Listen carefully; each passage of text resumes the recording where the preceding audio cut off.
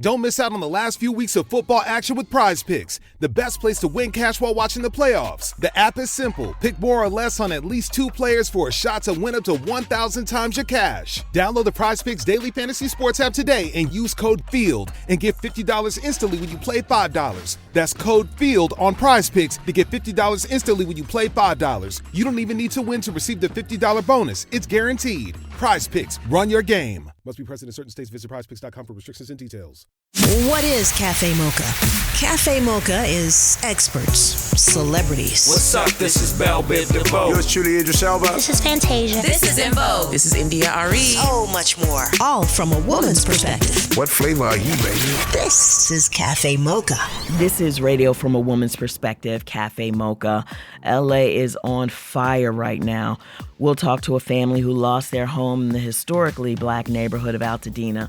Plus, LA-based comedian Kym Whitley joins the conversation. That's all coming up on Cafe Mocha. Are you two ladies safe? Are you in areas that are safe overall? I'm safe. Thank good. You know what happened? It was coming down. It started in a place that's like maybe 20 miles from me, Palisades, and then it went to Santa Monica, and then that's when I started praying. I was like, oh, Lord, because it hit Santa Monica. I thought it was going to come down to where I live, which is a beach city called Playa del Rey, but it turned and went back up, and it started going north. So I'm safe. There was no evacuation. How about you, yo? You know, we had a lot of family members. I called early before I even knew where the fire was going and how big the fire was. We had a bunch of people evacuate. Some of my friends and their families had to evacuate. Some lost homes. A lot of our friends had to move out of their apartments. Apartments burnt down.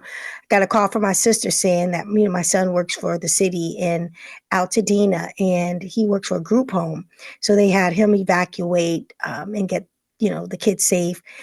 But the place did burn down. So many people lost their lives. But we're safe. I'm south of the border. I'm glad. How about you, Angelique? I was actually in New York during that time watching it on the news, and it was so frightening. And what was crazy is, a week after everything popped off, I get on a plane, I come back to LA, and I'm thinking when we fly down into LA, it's going to be a disaster. I expected fire and flames and dark clouds of smoke. It was just another hazy day. I didn't see fire. I didn't see smoke.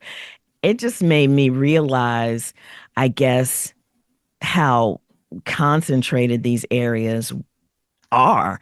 On the news, it makes it look like the whole city is burning down, and that's what I expected, but that's not at all what it was. Yeah. When I landed in LA, which is a good thing.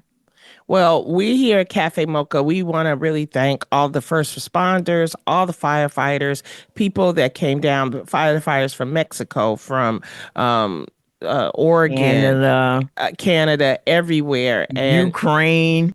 Yes, everybody, and they're still fighting these fires. But we just want to thank and give our support and give our condolences to the citizens of Los Angeles who have gathered together. The Rams had a big wild card game, and they talked about their donations and what the athletes and teams are contributing to the support of Los Angeles really means a lot to all of us. It's Cafe Mocha with Lonnie Love, Yo-Yo. I'm Angelique. California, Los Angeles has been devastated by at least 3 major fires over the past week. And one of the areas that was particularly hit hard is a middle-class Black area where generations of families own homes there, and it's called Altadena. Joining us now is Rochelle and her dad, Mr. Adonis, Hi, Rochelle. Did you lost your home in the fire? Hi, my parents lost their home in the fire in Altadena, California. We're sorry to hear that. Talk about, what happened. You got the evacuation notice and, what happened? Actually, this is Mr. Jones. Rochelle wasn't there at the time. watching the news up until that day, they said it was going to be really windy, maybe power outage and things of that nature. On that day, the power had been out all day.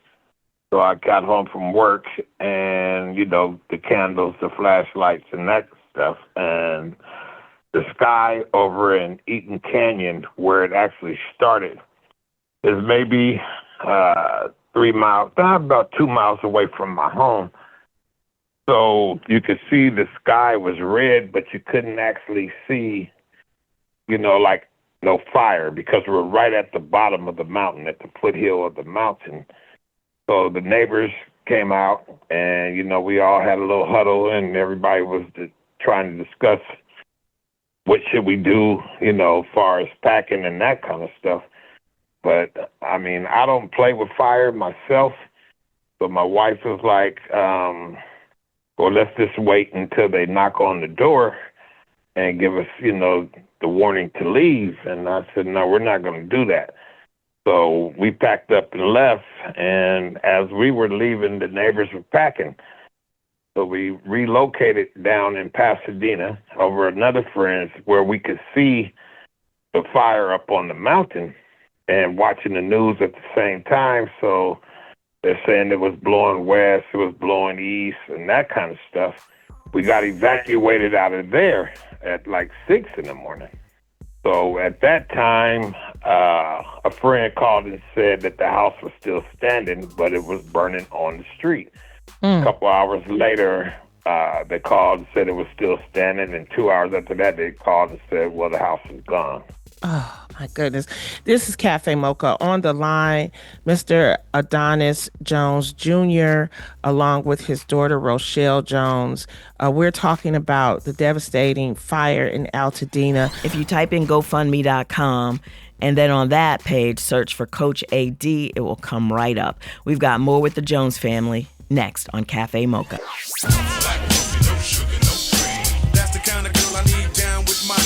Standing in solidarity from a woman's perspective. It's Cafe Mocha. This is Cafe Mocha. On the line, Mr. Adonis Jones Jr., along with his daughter, Rochelle Jones. We're talking about the devastating fire in Altadena. Mr. Jones, can you please, for the listeners, explain the history behind Altadena and that Black community? Well, the history started with our grandparents and their parents, you know what I mean? So it started off really, and I'm not racist or anything, but it was kind of like a white community where you might have had one or two Black families that lived up there. At that time, I lived down in Pasadena. The wealth, as we got more wealthier, smarter, wiser, it was opportunities for us to, move up and find places. So that started happening more. Then you have more professional people, athletes, movie stars, musicians and stuff like that start taking up the area and the space. And next thing you know, here we are, So it was well-known, beautiful place, real friendly. We all knew each other because it really wasn't that big. Either you went to high school with somebody or you knew somebody's grandkid or, plus I coached for 42 years. So I either coached your son or your grandson, things of that nature. But the place was beautiful and we was well represented up there in Altadena as Black families, It was beautiful. The community was nice. It was on the hillside. You could see Catalina Island on a clear day, the whole bit. It was what you dreamed for, especially if you grew up in Pasadena, because the majority of that is like apartment buildings and concrete. So, yeah. But they paint Pasadena to be, the beautiful place, but they call it the Northwest, and that's where they try to shove all the Blacks in this one area of Pasadena. and then the surroundings are pretty much, white families. I didn't realize that there were so many Black communities. I didn't realize that it was. And so when that fire jumped, I mean, I was like, it was amazing how in my opinion, was my thing, is that do you think it was started or it was intentionally started? Well, at first, you hear rumors, and I'll be honest with you, I'm a pretty honest guy, and I kind of speak what's on my mind, and I always have been like that. Mm-hmm. But it was rumors that it had got started. They're trying to burn us out and buy up the land and run us out and that kind of stuff. But just the other day, I guess it was a Chinese family that caught it on their Ring camera, that it was electrical wire up in the mountains that malfunctioned, and that's what started the fire. Oh, okay. So now you got lawsuits, now we got, outside of FEMA and all these other people now, it's attorneys, hey, we got lawsuits going, but it's on camera. It did start Southern Cal Edison's down wire. Wow. Yeah, so now we got, over 20,000 people. I think they said it was maybe 10,000 structures that burnt down behind something that they were saying that they should have maintained, or the maintenance on this situation. So now we are looking into, getting a lawyer. I mean, these lawyers right now are free, and they're just calling anybody address. If they can find your address if your place burned down. Right. So I talked to like 2 in like 24 hours. Wow. Mr. Jones, I've been knowing you and your daughter for a while now, and I've called you for over 10 years singing Bonnie and Clyde for your birthday, and was devastated. I spoke to your daughter that morning when, before the fire started, before I even knew it had jumped to Altadena. What are some of the things that you grab when you're thinking about evacuating? And I'm going to be honest with you, the way that after we seen the wind blowing and all that, and we was in the dark, so we was just working with flashlights. And the first thing we did do is get all, the majority of the documents. We already had that stuff, packed for something like this. But then it turned into, okay, it's probably just going to be a couple of days. So I grabbed 3 pair of socks, 3 pair of undies, 3 shirts. I stared there and looked at my watches because they was right by my chair. Something just clicked, and my mom owned this gun all her life, and she left that to me. That was handed over to me when she passed. So I said, I can't leave that. No pictures, Mr. Jones? No pictures, trophies. I just got inducted to I played for Pasadena City College in '76. We got inducted into the Hall of Fame of the school. Just got this nice, beautiful ring, diamonds and all that stuff. I looked at it and I said, well, I'll be back. I left that. That was it. All the memories that I had, they say, and I'll tell you guys that's on the line here, if you ever are in a situation like that, grab it. Don't wait until somebody say, well, knock on the door or whatever. Load up your car and make a list. Make yourself a list of stuff to grab and have it in hands reach and arms reach, because you never know. They call it a survival kit, an earthquake kit, or a fire kit. Have that stuff like batteries, like flashlights, like generator. I think anybody that owns a home need to have a generator of some sort. Batteries, they're the cheapest things in the world almost, but they can save lives. They can save you a lot of time. Duffel bags, extra water, canned foods. a good can opener, a handheld can opener, because it could happen. And I've been here 66 years, and I've been watching disasters all my life, but I never thought it would strike me. Wow. It's Cafe Mocha on the line. We're talking to Mr. Adonis Jones Jr. and his daughter, Rochelle Jones, about the devastating fire in Altadena that destroyed his lifelong home. Rochelle, you decided to organize this GoFundMe. What is it from this GoFundMe because a lot of people say, well, why do a GoFundMe when there's insurance? Can you explain why you organized the GoFundMe? Yes, I organized the GoFundMe strictly because I knew that my parents would be playing a waiting game with insurance, with FEMA and all that stuff. They kind of have their fate in their hands. And I already know that my parents have suffered a huge loss by losing their home. I didn't want them to have any more uncomfort that they had to, because they are displaced and they needed a place to stay. And, the GoFundMe will be for support of the things that they need in these expenses that come out of nowhere while they wait on their coverage to come through. The GoFundMe is support Coach AD in rebuilding his home. And if you just put his name, Adonis Jones, it'll come right up. Yeah, it comes right up. And right now, Coach AD, how does it feel to know that you're getting this support from people? It's lovely. You can look on there and, see who donated. And to be honest with you, 75%, I would say 80% of the names I do not even know. So that's just people that got, good hearts. And maybe been in this situation before, because I'd never done a GoFundMe page before, because Rochelle brought it to my attention. She's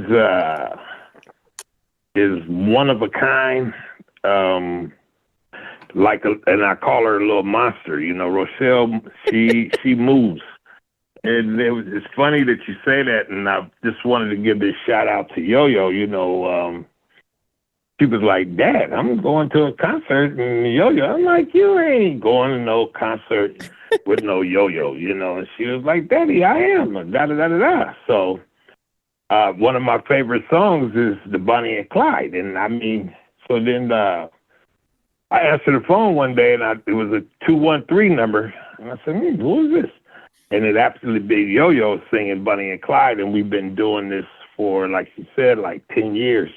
I think it's more than 10, Rochelle said, but I haven't actually got a chance to physically meet her. But, just from the tone of her voice, it feels like I have met her, like I know her, you know what I mean? But it's a blessing. And I think Yo-Yo might be able to speak on it too far as the way Rochelle moves. Here the last couple of days, it's been like, Dad, we got to go. The people want to meet us at 9. Okay, Rochelle, we'll get up and go. Boom, boom, boom. Rochelle, we got to be over here. Okay, Rochelle. Dad, this is going to do this, and this, So right now, she's driving the car. I'm just following her lead. I love it. Because the fire department and the county is not letting people back into their homes because they're still searching for bodies that might be left in the rubble. How do you Correct. feel about them not letting people back into their homes when you say you have, are there things there that you think you can go back to recover? Or do you think it's fair to say that people can't go back into their homes right now to look through their own rubble? Well, I think I will go probably 50-50 with that. When we did sneak up there, it was still motoring, it was still a little bit of smoke, and it was still hot. You know what I mean? So far as to try to look for something, far as people being lost under rubbish, it started off at 5 people, and I think the number rose to 20 as of right now, because people have been, searching for loved ones and checking shelters and stuff like that and can't find them. So now it's like, are they under the rubble? You have the little older class folks that just say, hey, I'm going to fight this out. So then you had the looters, that went in and start breaking into people's homes and stuff like that. So that right there with those three kind of set everything back as far as people's legal work. Because I talked to National Guard yesterday, and he was like, there's nothing coming up in here, this kind of rude, this Army style, but you can't go there. Even the interviews that we've been doing has been like 2 or 3 miles away from actually this crime scene. You know what I'm saying? So it's good and it's not. Coach Adonis, what is it that you want to do? Do you want to rebuild? You want to start somewhere else? What are your plans for the future? I'm going to stay right there. If I'm the only one on the block, then I'll just be the owner of the whole street. Oh my goodness. If you guys want to donate to the GoFundMe, it's go to GoFundMe. You can type in Help Adonis Coach AD and Denise Jones Rebuild After the Fire. Or even if you just put in Coach AD, it will come up. We need every donation that we can get. Yeah. And Rochelle, again, thank you for starting this. Standing behind your parents. Definitely. I mean, we really need to come together. But Coach AD, you have helped so many people. You've motivated so many people.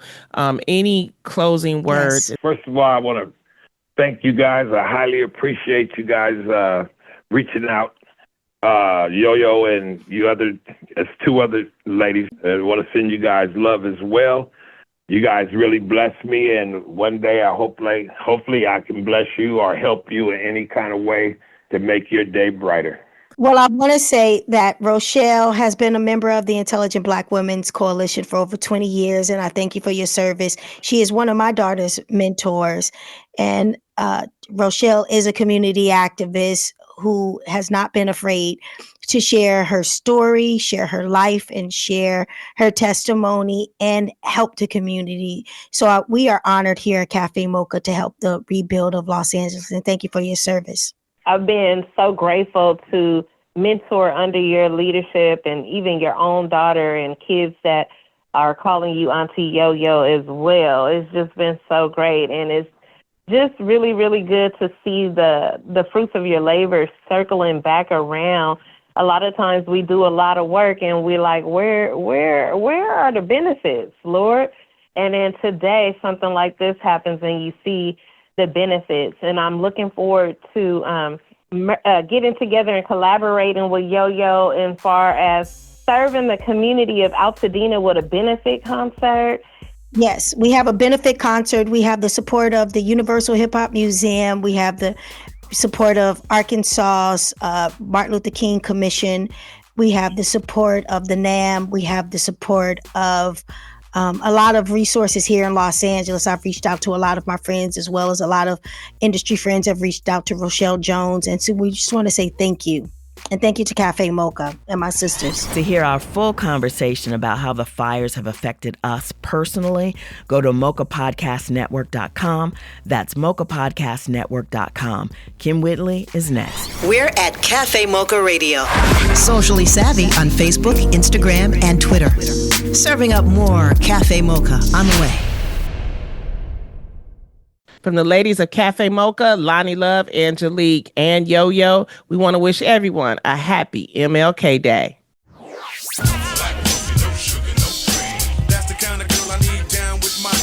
Standing in solidarity from a woman's perspective. It's Cafe Mocha. It's Cafe Mocha. Lonnie Love, Yo-Yo, Angelique on the line. One of our favorite comedian and actresses, Kym Whitley. You know her from all her roles, her television sitcoms, and her wonderful stand-up tour. But she is also in LA. So, Yo-Yo, we wanted to talk to Kym today about the fires and what's going on. First of all, Kym, thanks for calling in. How are you? How are your family with these wildfires in Los Angeles? Thank you for asking. We're good. We're safe. A lot of friends, have lost homes, but we're safe. I got a little slight headache coming back into Los Angeles. This smoke is no joke. But all good. We're good. My son is good. The dogs are good. And the house is still standing. Now, there was, you guys were in the evacuation zone, and are there still fires happening around you in your area? What area you live in, Kym? I'm out in that Woodland Hills, Tarzana area. Okay. So the Palisades fire was coming over the mountain. Like if I went down north on this freeway, the next two exits is to Topanga Canyon. And that is the road that goes right over into Malibu. And so the fire was coming over the ridge, and we were told to evacuate. I actually evacuated 3 times. You got the winds. Were the winds really strong? How strong were the winds? Let me explain to you about these winds. I don't know where they came from. They said the last time these winds were like this, 2011. So only, every so many years they get really bad. But we've always had the Santa Ana. But this was particularly bad because I was coming from Las Vegas on that Tuesday on a flight coming into Burbank. And the pilot said if the winds are really bad, up to 100 miles an hour, and he says this as we're in the air. If we can't land in Burbank, we're going to turn around and come back to Vegas. What? I was like, what? Oh, wow. You're going to turn around? How bad? That's what he said. So I'm bracing the whole time for foolishness. And they said as soon as we got off the up in the air, they ground stopped all the planes in Vegas. We were the last ones to take off. So all of that was pretty scary. And when we landed, it was pretty tough. And I want to say this so people can understand how these fires started. I saw it firsthand. The winds, how do winds create a fire? Let me tell you. The winds, when the wind will hit a transformer, and so people will understand, if you ever look up at your power lines, you see a large gray box every so many poles. And the wind takes these boxes, or a branch hits it, and a spark flies. And I believe the Palisades, that's what happened. They, the trees and everything, the wind was heavy because outside my house, I heard a large boom, and my friend was here, and she was like, "Did you see that flash of light?" So I was like, "Oh, let's go outside." Not even thinking about it, let's go outside and look.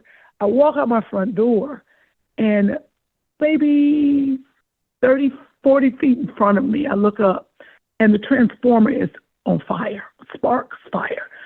We all scream, run back in the house, try to get back in the door at the same time. We have no idea what's going on. And then, boom, the lights go out. Now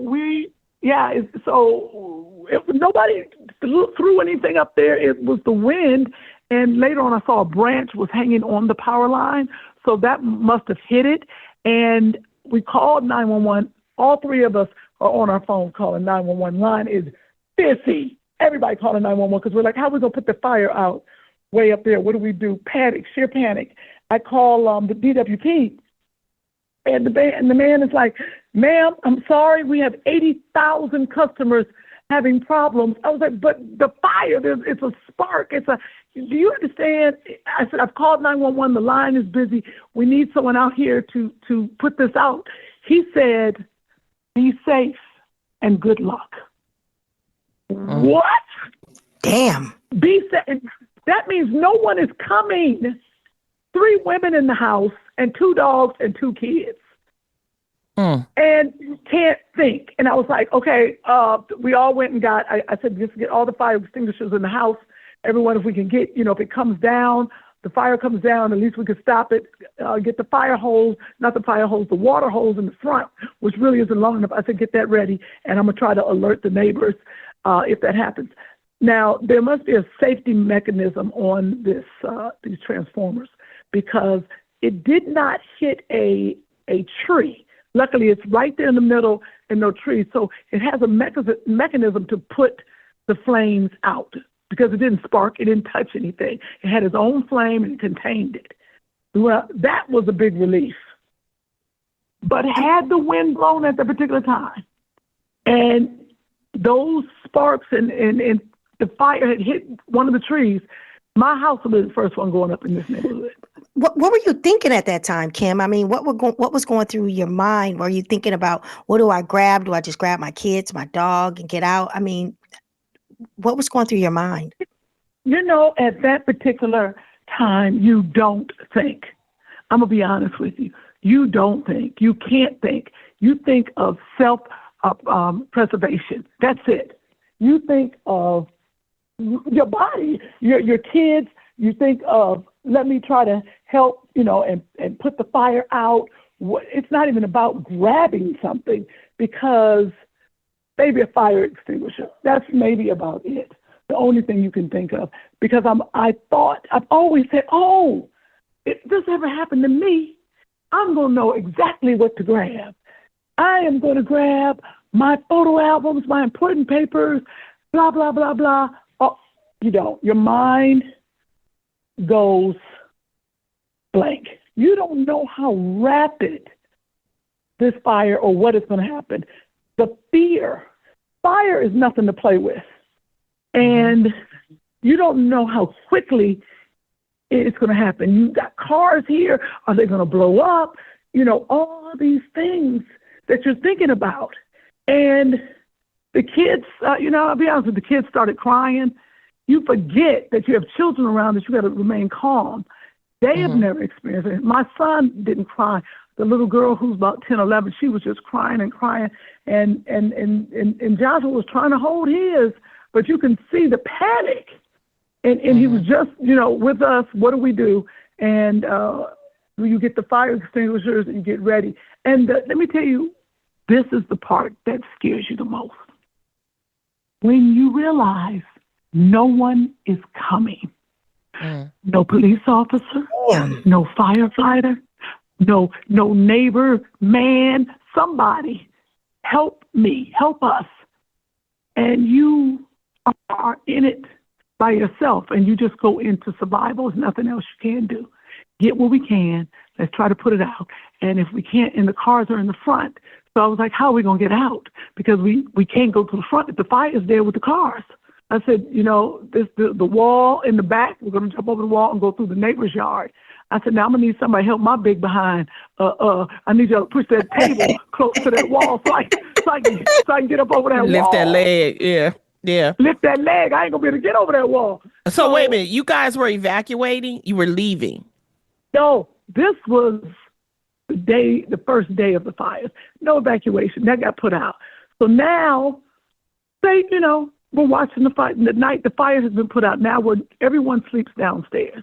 We're all afraid. My son's like, I'm not going upstairs. We all sleep downstairs because we want to watch the fires and see if this thing goes off again, the transformer. And then, it was black. The neighborhood was black. I forgot the power went out. Now, fortunately, I bought a house with a generator. The man who built this house has a generator company. He put the best in here. As soon as the power went out, it went black for a while, but then it came right back up. But the whole neighborhood is black, pitch black. Kym Whitley's residency in Vegas just kicked off. It's running until February. It's Cafe Mocha. The conversation continues. Here's your dose of espresso. Strong, hot news now. This is the Espresso on MLK's birthday weekend. His daughter Bernice took a moment to honor the life of former President Jimmy Carter alongside her dad. Both President Jimmy Carter and my father showed us what is possible when your faith compels you to live and lead from a love-centered place. Many may feel that it's an impossible feat to take on the challenges in our world today. But the life, legacy, and leadership of President Carter, my father, and my mother are testaments to the fact that it is possible to confront the problems in our world house and create a just, humane, equitable, and peaceful world. And Reverend William Barber has some thoughts about Inauguration Day. We got to go back to the same kind of strength that people had when they woke up in 1877 and there was an election to turn back America. 1914, when a white supremacist entered the White House, played Birth of a Nation in his Oval Office. In 1955, when they woke up and Emmett Till was killed, People had to own their tears, own their pain, own their frustration, but then still get back up and will not just go away and slink away into the dark. That's the espresso. This is Cafe Mocha. Radio from a woman's perspective. Cafe Mocha. Lonnie Love is talking to her comedy sister, Kym Whitley. Don't let me interrupt. I'll be honest with you, Lonnie, you don't know. Let me tell y'all the lessons, yo. And I'm not going to get emotional about this. It's all right. You work hard and you look at all the stuff in your house and you think about it going up in smoke. But at the end of the day, I didn't give a damn about none of this. Yeah. It made you realize ain't but a few things important. Yeah. I grabbed my mother's picture. I grabbed the Bible she gave me. I grabbed my awards. I did. I grabbed my computer. And I grabbed photo albums. Before we had cell phones, we don't have digital pictures. So I grabbed the photo albums from the 80s. And I told my son, go get things that are important to you. And and some little bit of jewelry. That's it. And you realize the junk you have in your house. Yeah. Amen.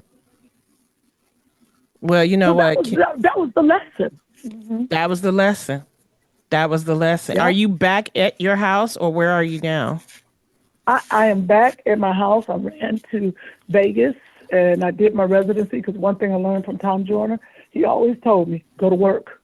Go to work, right. Kim. We got to go to work. I'm like, he said, go to work. It's Cafe Mocha on the line. We're talking to the fabulous Kym Whitley about her experience in the California fires. And Kym, you've given us this great story, and we appreciate your transparency. And as you said, Tom Joyner said we have to go to work. In your view, should they continue with the award season, or what should they do? The biggest problem with that is a lot of people who work and are part of the award season have probably lost their homes in the Palisades. Yeah, they're trying to take care of their family. They're trying to have a home. I really think it would cause a problem unless they have taken a survey and talked to all the people that work and all the people they were going to give awards to and found out, oh no, all these people will be okay. Then they could move forward. But I think it's a little selfish if they can change it. February 2nd, we still have time. This is not going to be a quick fix. Kym Whitley's residency in Vegas just kicked off. It's running until February. It's Cafe Mocha. The conversation continues. From the ladies of Cafe Mocha, Lonnie Love, Angelique, and Yo-Yo, we want to wish everyone a happy MLK Day. Want a little more of our flavor? Stay right there. It's Cafe Mocha. Cafe Mocha. Lonnie Love is on the line with her sister in comedy, Kym Whitley. We're talking about the LA fires. We're going to keep you in our thoughts and prayers. And one thing I do want to ask about was that I was, looking online, and then I see you and Yvette Nicole Brown coming out of a liquor store. No, it was a Rite Aid. Why it gotta be a liquor store? Hilarious. And you were asked about the current situation with the criticism of Mayor Bass, and both of you stood up for Mayor Bass. She's being harshly criticized, and you guys spoke up for her. Why did you want to do that? Well, first of all, I thought it was very unfair because people are talking out the side of their necks about things they're not sure of. I'm all about facts. And if you follow the trail, you can clearly see this is a smear campaign. You got to remember the election is coming up next year.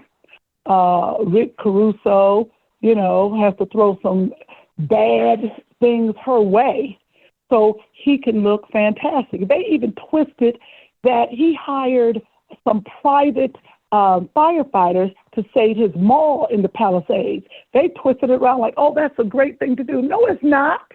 If you would have hired them to save all the homes and, hey, I brought in some troops to help the neighborhood. Okay, yes, but you brought those men and women in to save your mall.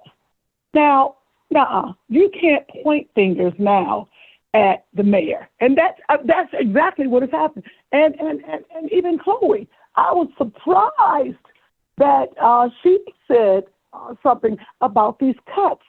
They have to look, Gavin Newsom has put out a whole fact sheet about these cuts. Now, that's her boss. People don't understand that. Now, the boss and his boss came in. So you're going to say something. She gave all the fire department raises. They reallocated some funds. And I was very disappointed in the fire chief lady who went against her. I was like, how do you do this at this time? That's why I felt like it was a need to say, hey, everybody, you're focused on the wrong thing. You can criticize people after everything is done. You know, after the devastation, an attack, whether it's Mother Nature or not, it has done some damage. Yeah. This will go down in history. And we have to look at, nobody at 9/11 was like, you know what? It was such and such's fault. Everyone in America came together. So how do we save lives? How do we help people? But in Los Angeles, we're going to go against our leader? Stop it. Then they told, because she went to Ghana because Biden sent her to Ghana. She's not over in Ghana talking about, ooh, let me go ahead and do a little dance over here, get me a little drink. Right. She was over there on business. They just attacked her without getting the information. Yeah. And she is a black woman. She won. She wasn't a DEI hire. She was elected. She is a woman for the people. She has been in service her whole life for Los Angeles. She loves this city. Now, that's why I felt like it was time to really just stand up and say something. Well, and you did. And I think we salute you for that. Like you said, this is going to be a long time of repair and rebuilding. And, you know, it's the chickens are coming home to roost. They will, you know, will definitely see what is happening. And but like we said, we continue to wish only the best for you and your family. Cafe Mocha sending prayers out to all the people in LA affected by the fires. Hopefully this will be over soon. I'm Angelique, and if you want to hear the full conversation, the full show, go to mochapodcastnetwork.com. Until next weekend, you can find us on all platforms at Cafe Mocha Radio. Cafe Mocha is a production of Miles Ahead Broadcasting in partnership with Super Radio. Executive producer Sheila Eldridge. For comments, booking, or more information, visit cafemocharadio.com.